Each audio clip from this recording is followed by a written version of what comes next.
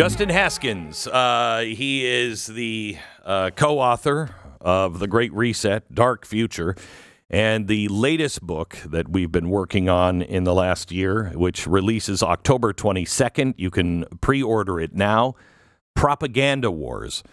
Kind of an important book for today, especially with everything that we're talking about. But I want to talk to him now about what has happened at the UN this weekend with the United Nations Summit of the Future.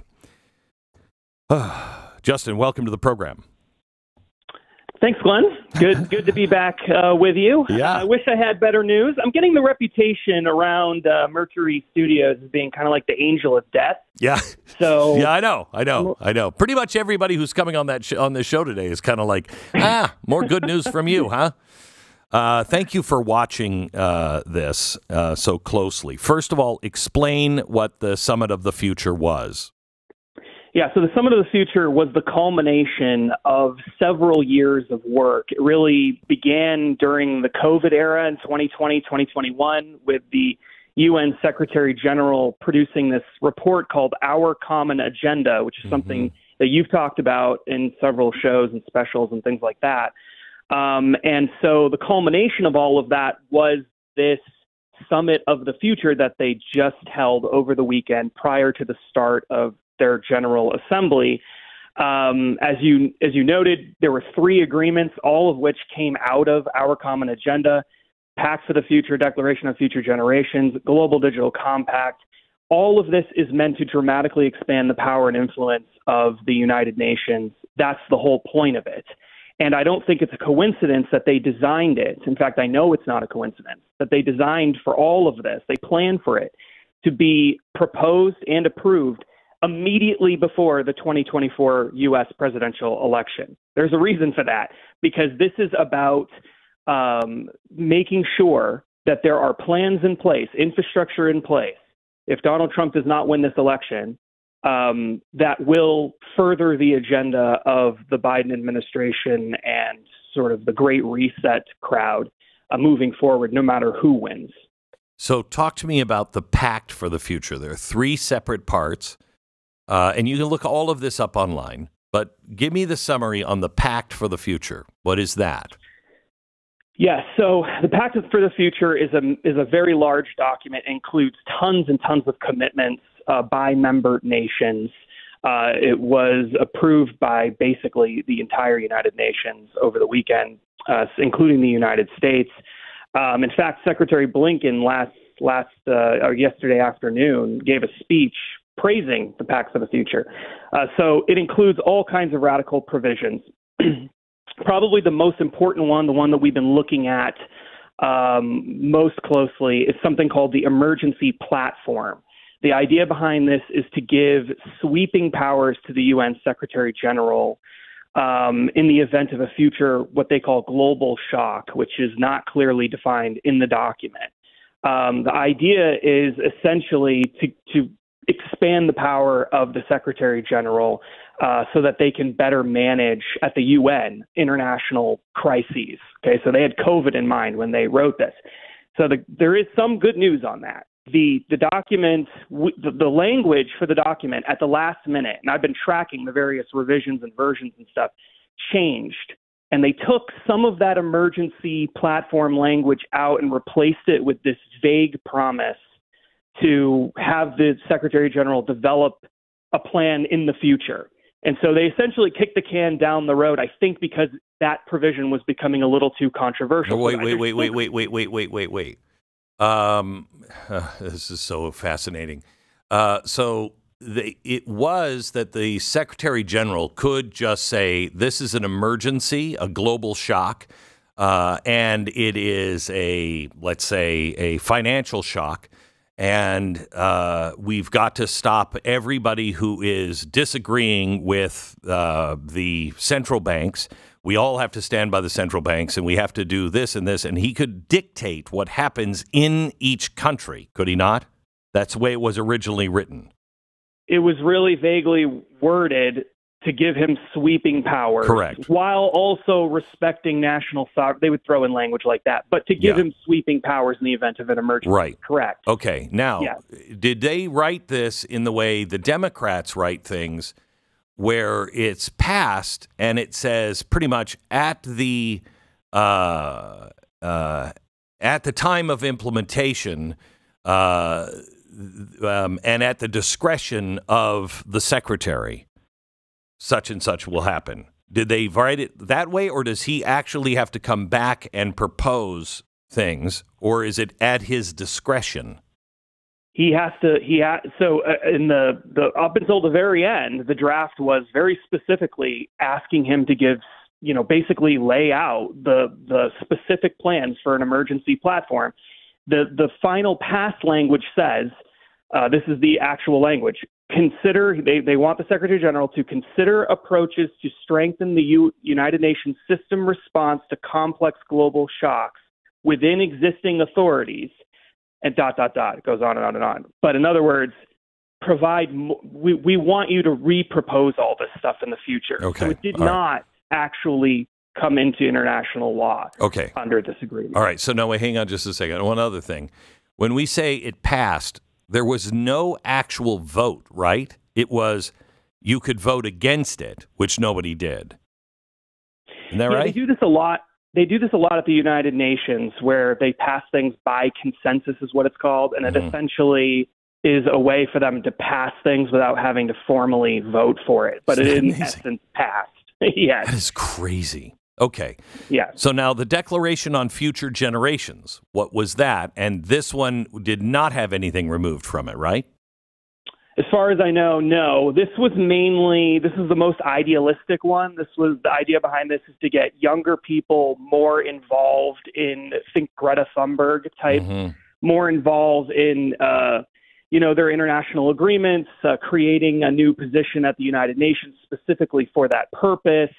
All these vague commitments to socialistic policies about reducing inequalities between nations and battling climate change and stuff like that.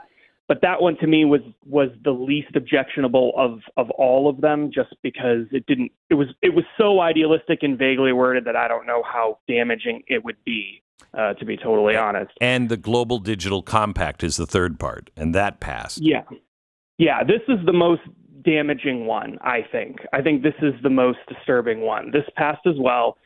Essentially what this is meant to do is a few different things. It's meant to dramatically increase global governance of artificial intelligence.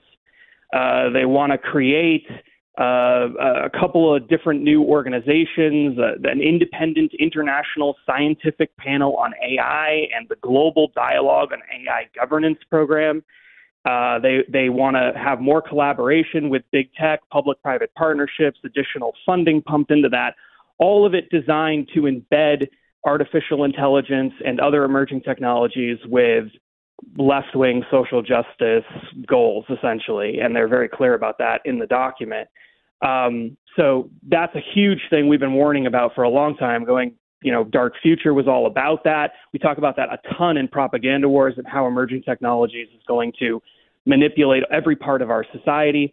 And then, of course, misinformation, disinformation, a safe and secure internet, these kinds of things are riddled throughout the Global Digital Compact. This is probably the largest propaganda effort the UN is about to launch, the largest propaganda effort, I think, in modern history. You probably got to go back to like the Soviet Union or something before you're going to find something like this. They want to create all kinds of different collaborations with the media, with big tech companies, to control the internet for misinformation, disinformation, hate speech, etc. So specifically, here's an example. This is from the agreement. This is what was actually approved. This is just one of many examples. Quote, provide, promote, and facilitate access to and dissemination of independent, fact-based, timely, targeted, clear, accessible, multilingual, and science-based information to counter mis and disinformation. Strengthening independent and public media and supporting journalists and media workers Obviously, we're talking about people who share in their values. So we're talking about creating fact-checking apparatuses at the United Nations, creating and disseminating these so-called fact-based, science-based assessments, which we learned during COVID and other eras that that's just whatever the UN wants it to be. It isn't actually fact-based or science-based. And then collaborating with social media companies and big tech companies to make sure that the opposite side doesn't get to counter it. They're very clear about calling for social media companies to ramp up content moderation and make their platforms more secure and all this other stuff. So really, you could summarize the whole document like this.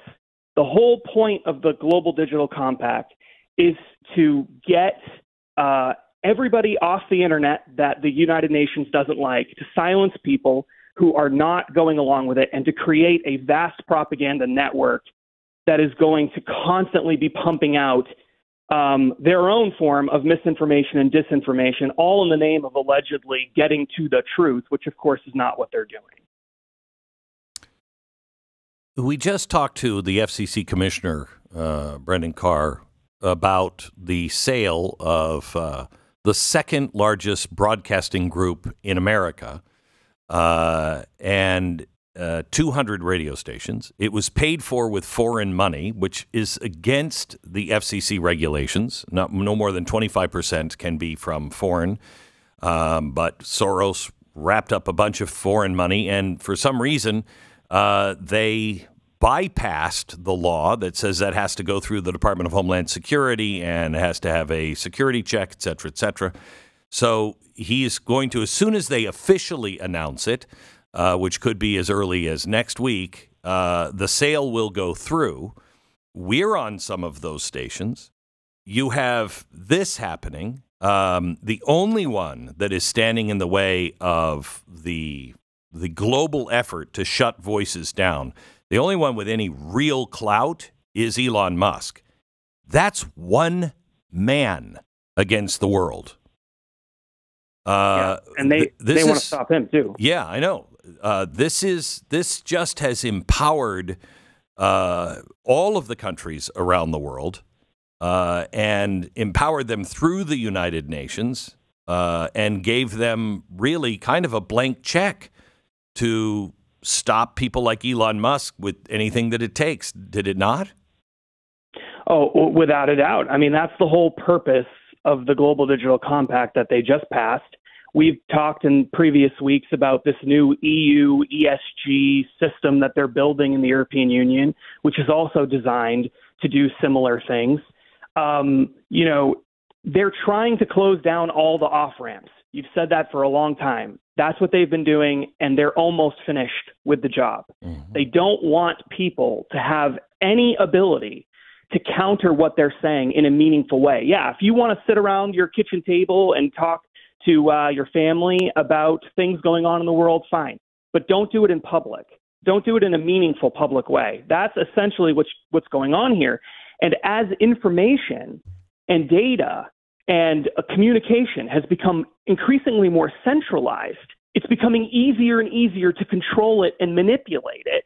And that is such a huge part of what's going on right now at the United Nations and elsewhere. It's really hard to stop, 1,000 newspapers across the country. It's not hard to stop like 5 social media companies or 5 big tech companies. It's not that hard to do that or to force them to reform their ways. And that is exactly what's going on here.